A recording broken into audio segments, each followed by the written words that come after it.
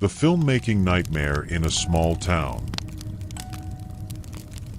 When we first arrived in that tiny town, it felt like stepping into a postcard. The kind you'd find on a rack in some kitschy souvenir shop, all green pastures and quaint little houses. The streets were eerily empty for a Saturday morning, but we figured it was just small town life. Everyone probably slept in or went to church. We were a group of 5, armed with cheap cameras and big ideas, shooting scenes for our little indie project. At first, we couldn't get over how perfect the place looked. The light hit just right, the buildings had that weathered charm, and there wasn't a single car or person to mess up our shots. It felt like we had the entire town to ourselves. But looking back, the silence wasn't peaceful, it was suffocating. The first sign that something was off came when we set up near the main square. An older woman, wrapped in a heavy coat despite the warm day, stood at the edge of the park, staring at us. Not just a glance, but a full-on unblinking stare. We tried smiling at her, maybe even waving, but she didn't budge. She just stood there, watching us fumble with our equipment. It got so uncomfortable that we decided to move to a side street. That's when we noticed more people. Men in work boots, a couple of kids on bikes, hovering at a distance. They didn't say a word, didn't even return a hello, just stared. At first, we laughed it off, joking about being big city outsiders, but the tension was there, hanging heavy in the air. It felt like the town itself was holding its breath. As the day went on, that weird vibe only got worse. We tried to focus on shooting, but it felt like every move we made was being scrutinized. At one point, while we were filming a scene in front of an old brick building, a man came out of a shop across the street. He didn't say anything, just leaned against the doorframe, arms crossed, staring. I swear, his expression was almost angry, like we were trespassing somewhere we didn't belong. One of us, Sam, tried to break the ice by walking over and asking if it was okay for us to film there. The guy didn't answer. He just turned and went back inside, slamming the door behind him. It rattled loud enough to make all of us jump. Sam came back, shaking his head, muttering, "What the hell is wrong with these people?" The strangest part came later that afternoon when we decided to take a break and grab something to eat. The only diner in town looked like it hadn't changed since the 50s. Chrome bar stools, faded booths, the smell of fried food hanging in the air. But the second we walked in, the chatter stopped. Everyone, like everyone, turned to look at us. It was dead silent, except for the hum of the fluorescent lights. No one smiled or said hello. Just those blank, unblinking stares. We awkwardly shuffled to a corner booth, trying to ignore it, but even after we sat down, we could feel their eyes burning into us. One by one, they started leaving, without a word. By the time our food arrived, the diner was empty except for us and the waitress, who didn't seem interested in sticking around either. She practically dropped our plates on the table and rushed back to the kitchen, glancing over her shoulder like she was afraid of something, or someone. After that unsettling lunch, none of us felt like sticking around much longer, but we still had a couple of shots to finish. We headed toward the outskirts of town, hoping to avoid more strange encounters. The location was an old, overgrown field with a single dead tree in the middle. It had the eerie aesthetic we were looking for, perfect for the tone of our project. But as we set up, I noticed something that made my stomach churn. At the edge of the field, just where the grass turned to woods, there were people standing. At least a dozen of them, spaced out between the trees, barely visible in the shadows. They weren't moving, just standing there, watching us again. I called out, asking if we were on private property, but there was no response. Just silence. The kind of silence that presses on your ears and makes your skin crawl. We were all on edge by then, but we tried to push through.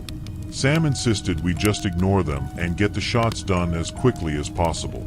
But the longer we stayed, the more unbearable it got. The figures in the woods seemed to be creeping closer. No sudden movements, just a subtle shift, like they were closing in without actually walking. By the time we wrapped up, it felt like they were just a few feet away, even though I couldn't hear a single footstep. We piled into the van as fast as we could, our gear practically thrown into the back. As we pulled away, I glanced in the rearview mirror.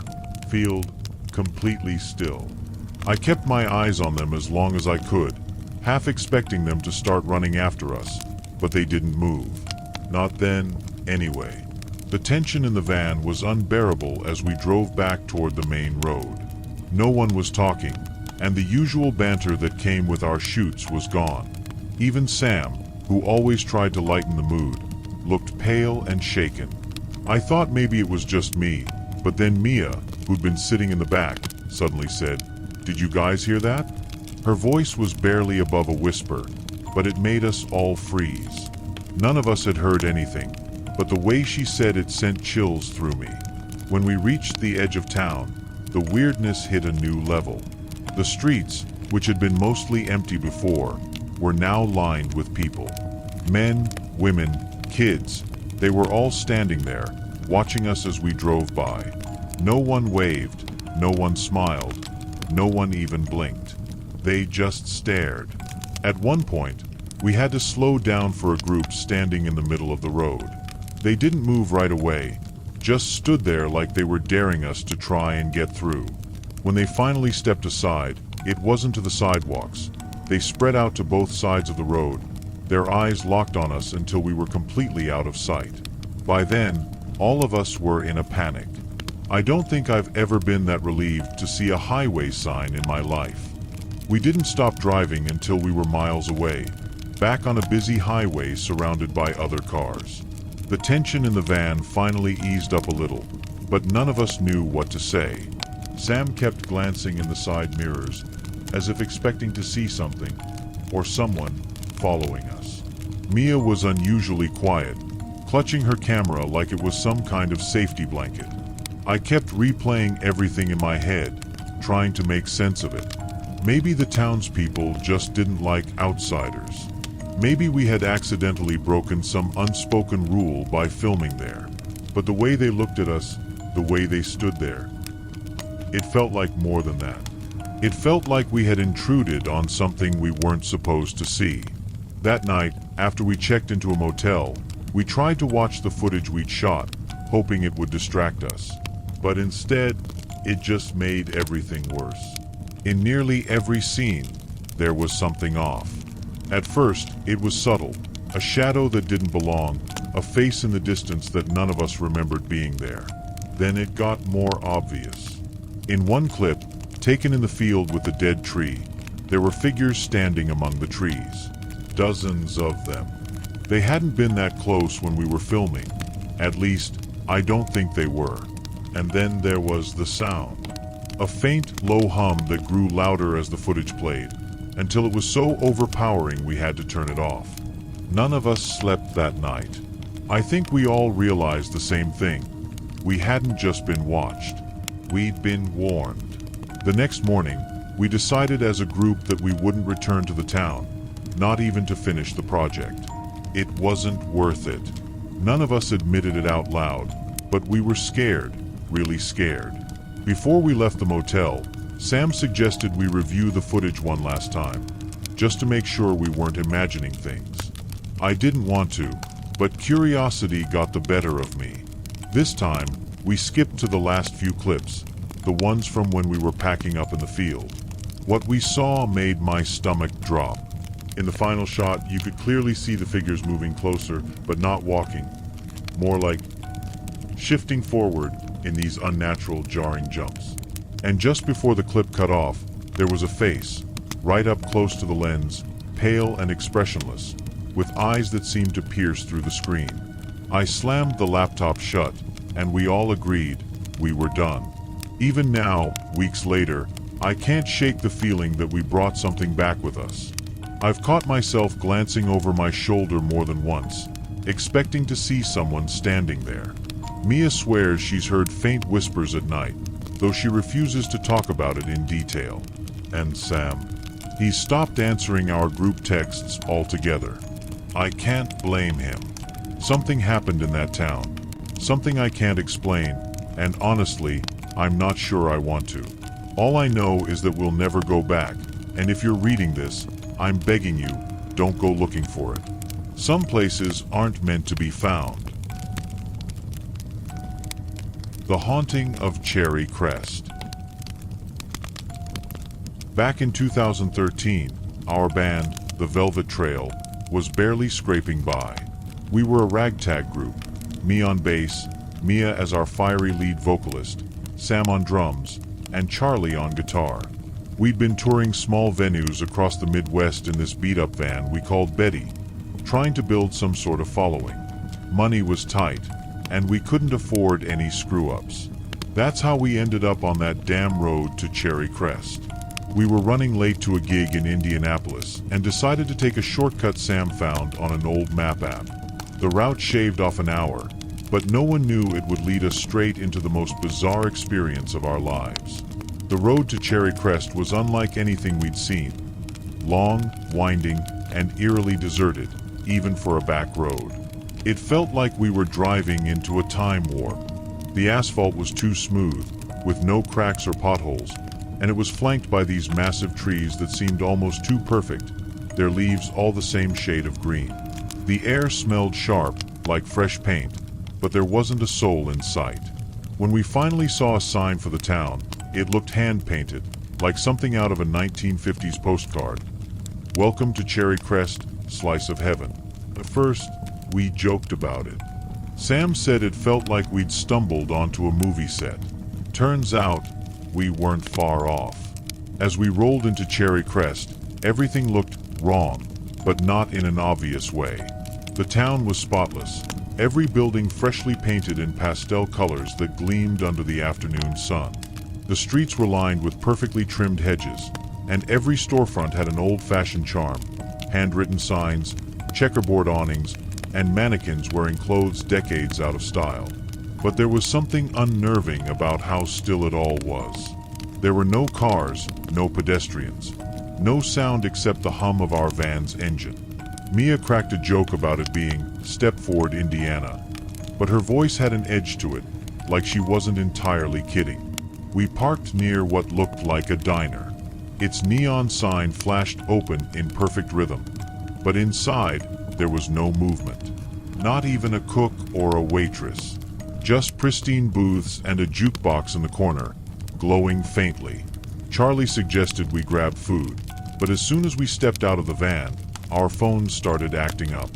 My screen flickered like static on an old TV, and Mia's phone started playing some old swing tune on full blast. Except she didn't have any music like that downloaded. The weirdest part? The signal bars on all our phones were maxed out, yet none of us could make a call. That was when I started to feel it, that gnawing sense of unease crawling up my spine. We weren't supposed to be here. We decided to stick together and check out the diner anyway. As soon as we walked in, the air felt heavy. The kind of stillness that makes your ears ring, like being in a sealed room. The jukebox in the corner buzzed faintly, even though it wasn't playing anything. Sam tapped on the counter, calling out for service, but no one answered. The place smelled like freshly brewed coffee and fried bacon, but there wasn't a crumb or a single drop out of place. Mia pointed out a coffee cup sitting on a table, steam curling lazily from the surface. It looked like someone had just left, but there were no cars outside, no sign of life anywhere. "This isn't right," she muttered, her voice barely above a whisper. We all felt it then, like we were being watched. That's when the jukebox suddenly roared to life, blasting out a scratchy version of "Dream a Little Dream of Me." The sound startled us so badly that Sam nearly knocked over a chair. "Nope, nope, I'm out," he said, heading for the door. I was right behind him, but as we stepped outside, things got even stranger. The sky, which had been sunny and blue minutes before, was now tinged with a sickly orange hue, like a sunset that didn't belong. And the town, it felt closer. The buildings seemed taller, the streets narrower, like the whole place was shifting subtly, pressing in around us. Mia swore under her breath, pulling her jacket tighter around her shoulders, even though the air was warm. "We need to leave," she said. "Now." We practically sprinted back to the van, but as soon as Sam turned the key, the engine sputtered and died. Betty had been reliable for the most part, but it was like she'd given up the ghost entirely. Sam cursed and tried again, harder this time, but nothing. "Are you kidding me right now?" he muttered, smacking the steering wheel. The rest of us sat frozen, staring out the windows. The town was still, but now it felt alive, like it was holding its breath. That's when I noticed something in the diner window, a figure standing just inside. I couldn't make out their face, but the outline was sharp, unnaturally still.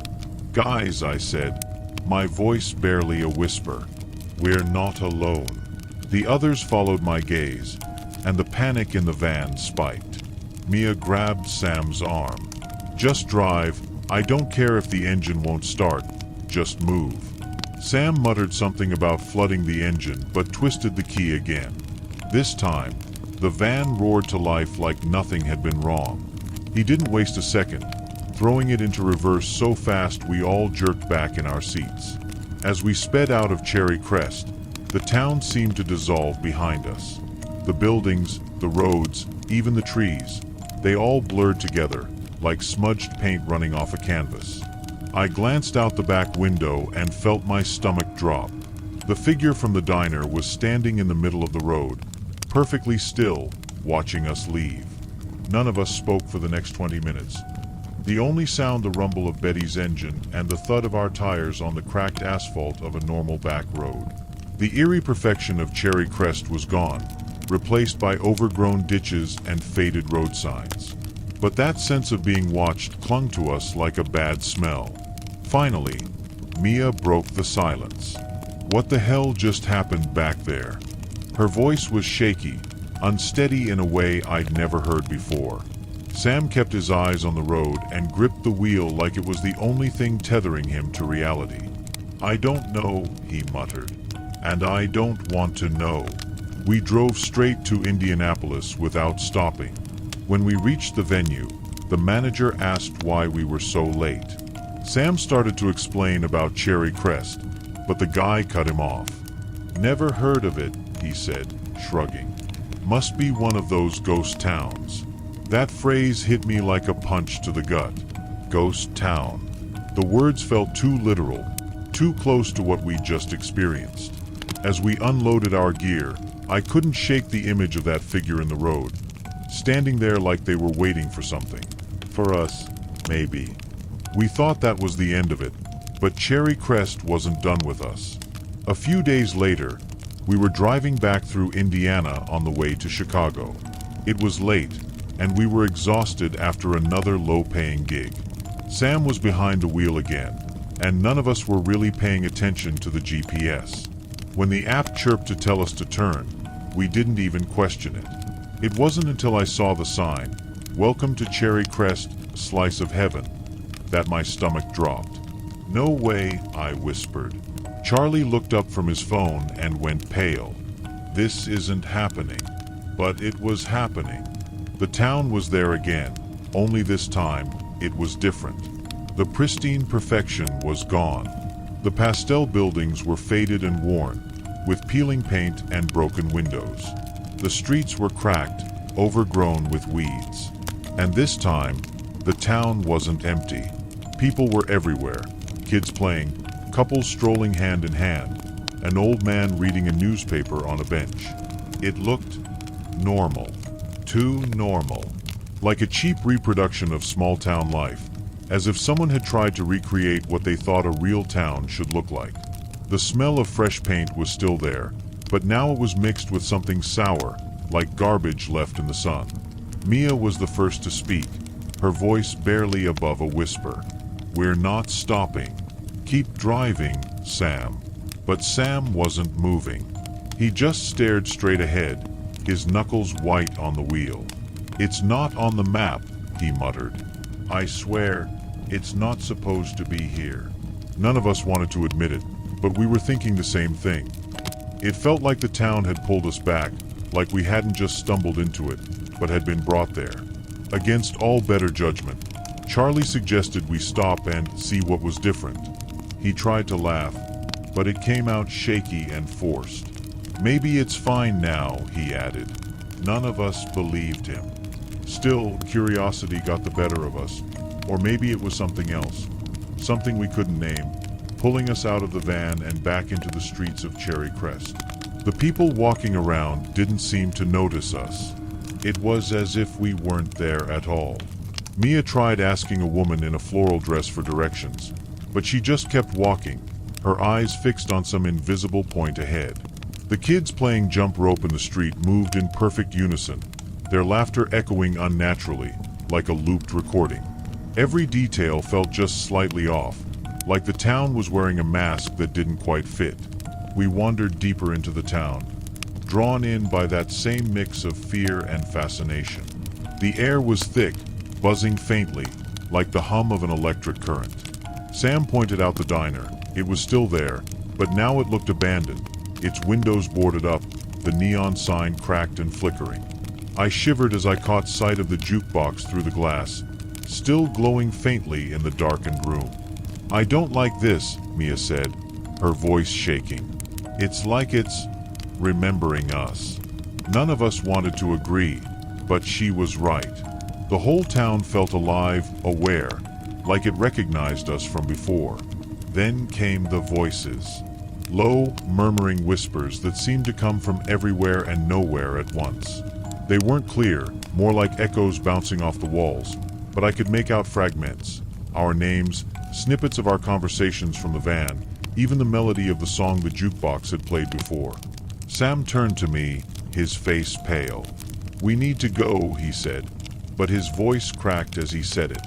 The whispers grew louder, more insistent, like the town was trying to pull us further in.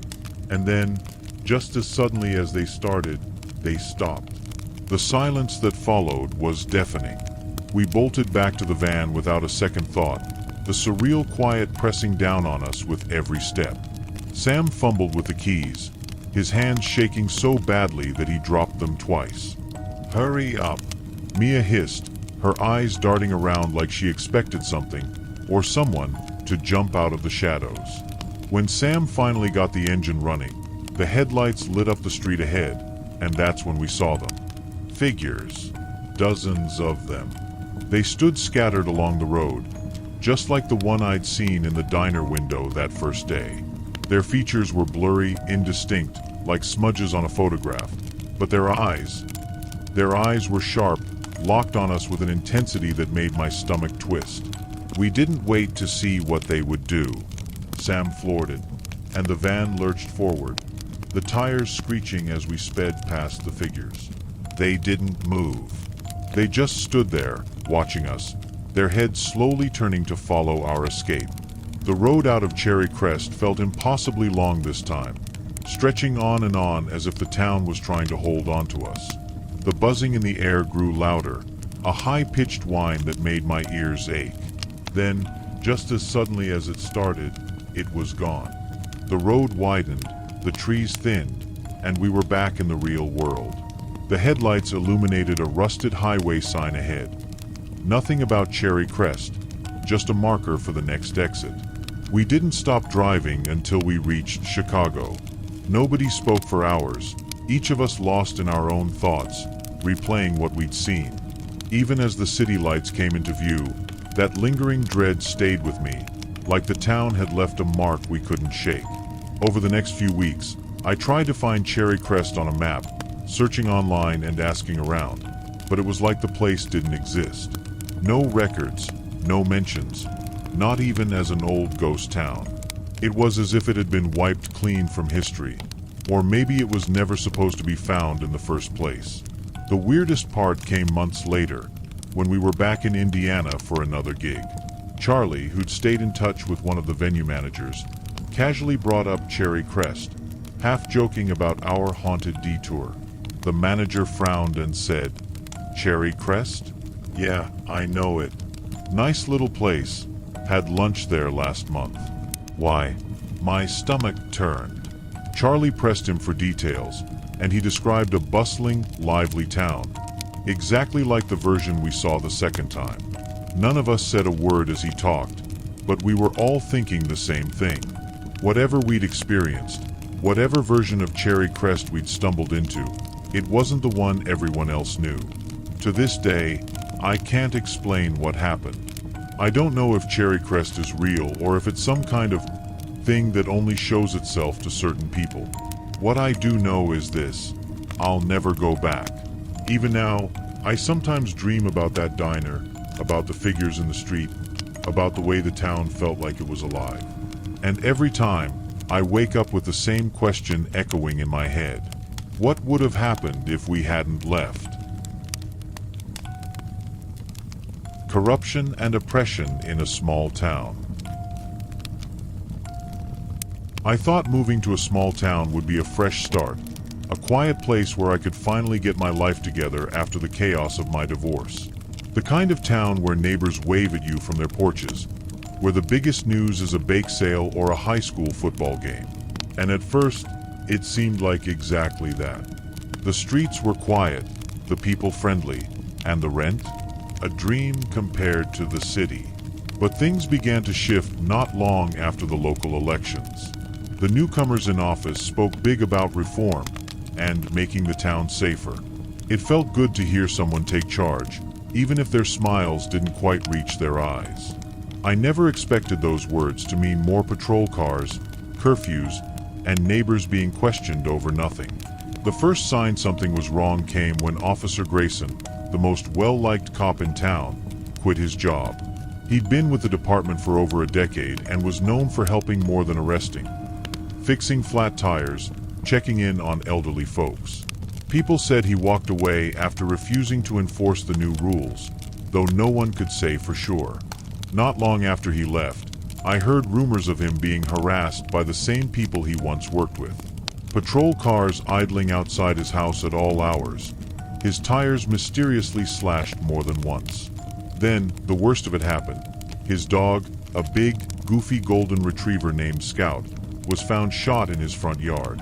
No one said it outright, but we all knew who was behind it. That was the moment something broke in our town, like the last thread holding us together snapped. After Scout was killed, Grayson packed up and left town within days. He didn't make a scene or even say goodbye, but everyone noticed the for sale sign in his yard by the end of the week. That dog had been his life after his wife passed. Losing Scout wasn't just cruel, it was a message. If they could go after someone like Grayson, what chance did the rest of us have? People started whispering in grocery store aisles, at the gas station, even during church sermons. Small businesses were being slapped with ridiculous fines for minor code violations. A bakery owner I'd befriended told me she was considering shutting down after receiving her third fine for parking lot debris, which amounted to a single stray coffee cup. It wasn't just businesses. People who voiced concerns online were mysteriously banned from the local Facebook groups, their posts deleted without explanation. I kept my head down, but it didn't feel like enough. I'd see the sheriff's deputies slowly cruising past my house late at night, their headlights sweeping through my curtains. They never stopped, but I knew they wanted me to notice. Others weren't so lucky.